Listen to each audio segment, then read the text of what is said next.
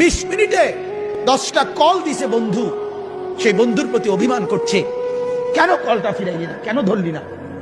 আমার মালিক যদি বলে শনিবার থেকে আজকের বৃহস্পতিবার পর্যন্ত এত বড় মাইক দিয়া শুধু এক মসজিদে না, চতুর্দিক থেকে একসাথে আমি আমার আজানের আওয়াজ শুনাইছি, বান্দা কেন আমি একটা সেজদা পেলাম না।